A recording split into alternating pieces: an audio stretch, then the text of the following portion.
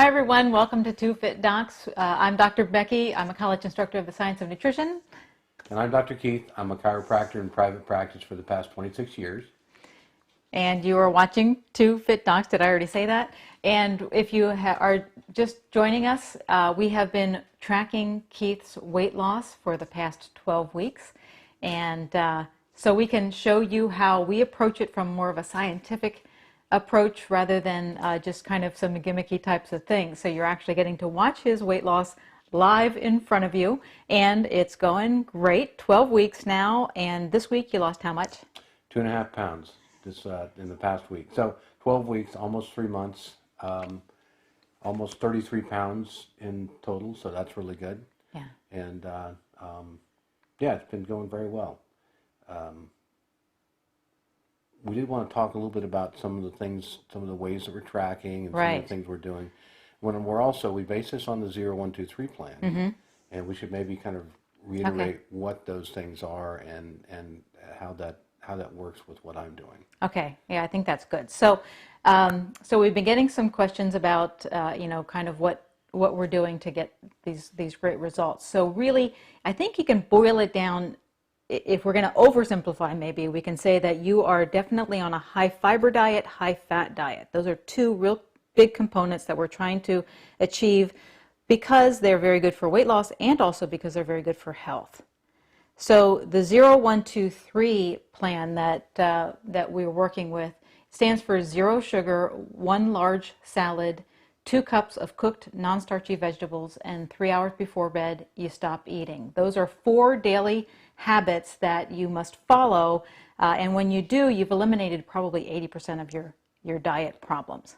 That's right, and we should reiterate too that this is the diet that works for me because I was highly insulin resistant. I had metabolic syndrome. If you've seen the videos, you know the whole story. And it might not work for everybody. You know, there's going to be a certain percent of the population that's insulin sensitive that can do just fine on a lower fat, higher carb diet. They're going to handle everything fine. But statistics show that maybe 2/3 of the population is somewhere on the continuum of it's insulin resistance, you know, either a little bit and moving, you know, more towards type 2 diabetes, which is severely insulin resistant. So that's an important thing to say. It might not, the high fat content might not be perfect for absolutely everybody, but I think it is a pretty good plan for a lot of people. Right, so you're mentioning high fat. So we were kind of talking about vegetables, which is the high fiber component. The other component is the high fat. So you have been trying to get what percentage of your diet as fat? I try to shoot for 75 to 80% of my daily calories coming from fat. Okay. And I'm not real, other than I try not to get a lot of vegetable fats, soybean oil and vegetable oil, corn oil, those things. I try to make it a lot of saturated fats and mono unsaturated fats.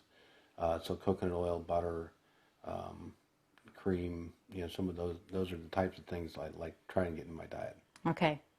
And so that sounds very contradictory to what most people establish as a healthy diet, right? But the problem we encountered with you was that you were so weight loss resistant, and our kind of hypothesis going into your weight loss was that it was because your insulin was you were just not insulin sensitive. You were having a lot of insulin resistance. Right. And so that's why you want to keep your fat very high and your carbs very low. So maybe you could just say something about,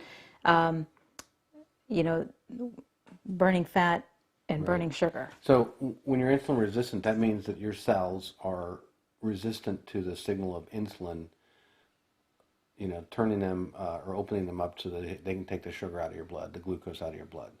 So with that, then your pancreas secretes more and more insulin. So you have this really high amount of insulin in your bloodstream, and it works your pancreas really hard. And that's why you end up going towards type 2 diabetes, where if it keeps going, you're going to be taking insulin because you've worn out your pancreas, right? We don't want to do that. So the whole point of kind of switching your metabolism from being a glucose burning to a fat burning metabolism, you have to do that by changing up the fuel that you're bringing in. So by bringing in a lot of fat and keeping your carbohydrates really low, your insulin also drops, and that allows more of the fat to actually come out of the fat cells and be, transported and burnt for fuel and turned into ketones as well. So Yeah. So it's a great theory, sounds great on paper, and the cool thing is that it works. has worked. Yeah. And so you have not had really, well, you had one plateau, I would say. So there was maybe a 2-week period, maybe about a month into it, that your weight was kind of not, your scale was not dropping. And so one of the things that we did want to mention today was how Keith has been tracking different things so that he didn't get discouraged. He knew that he was still on track, even if maybe the scale wasn't dropping for that 2-week period. So go ahead and explain like what you do on a daily basis, maybe to track things so that you can stay motivated. Right. So the very first thing I did, I have a journal. So every day I record my weight. I've also been taking my body temperature just for the heck of it, just to kind of look back and see if there's any kind of correlation there. Because I've always wondered sometimes if metabolism, if you can maybe track metabolism that way. But I write down what I have during the day to eat, and then I record all of my calories and my fat and protein and carbs and everything at the end of the day. Now, when I first started this, I wasn't like actually going through and looking what all the macro and breakdown for everything I ate was. I just recorded everything I ate, so I had it there. Okay. But I did start using my Fitness Pal on my phone. And so this I can put things in here that I eat if they're not already in here. So recipes that we've come up with and different things. So I can have them if they're typical things I would eat. This thing also has a ton of stuff. I mean, if I'm having a breakfast sausage, the breakfast sausages we get, I think they're made by Jones, and they're actually in this program. So I can find them and I can record them. At the end of the day, I can go through here and I can check what the macro breakdown is, and it'll give me a little graph, a little pie chart here and tell where I'm at right now. Or see, yesterday I was at 74% fat, so it's pretty close to my goal there. The other thing that I do, because I am generating ketones, I am trying to be in ketosis. We talked a little bit about that before too. I don't know if we want to get into that today because that's a pretty in-depth discussion. But there's several ways to track ketones. So there's 3 ketones that you make, and they're all measured differently. Acetone is breathed out, so they are starting to make a breathalyzer that will measure acetone. I don't know how accurate they are or anything yet.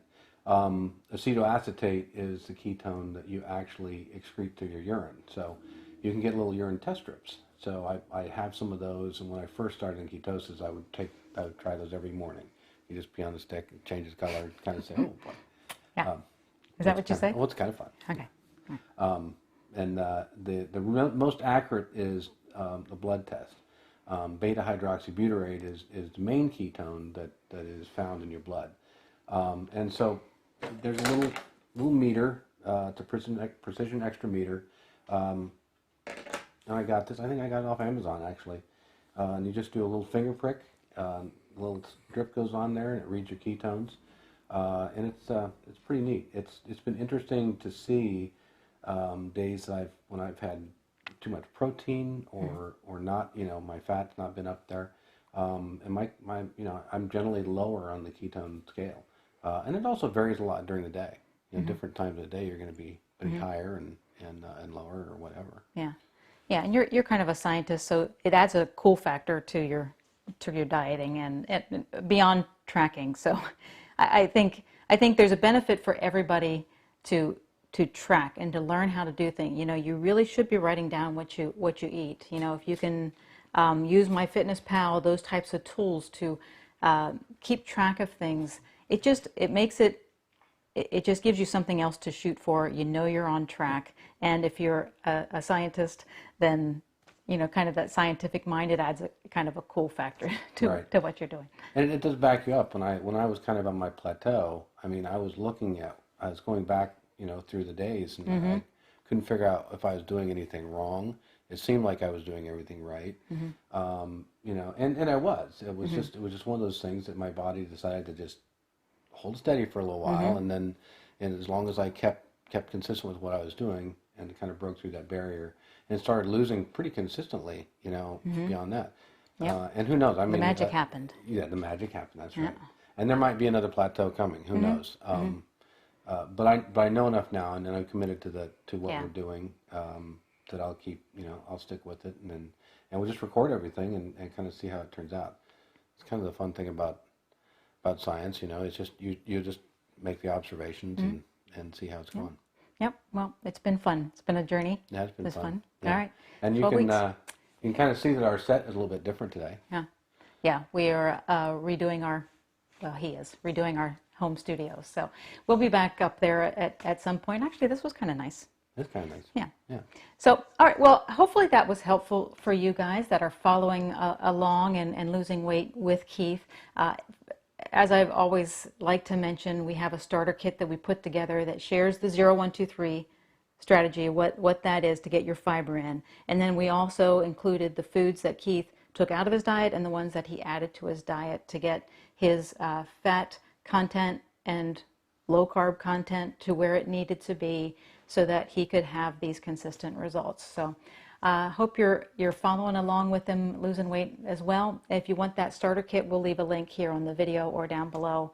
And besides that, please subscribe to our YouTube channel. I'll go ahead and end it up here so you don't have to. And we'll see you next week and have Keith's progress report then. Thanks. All right. Thanks for watching.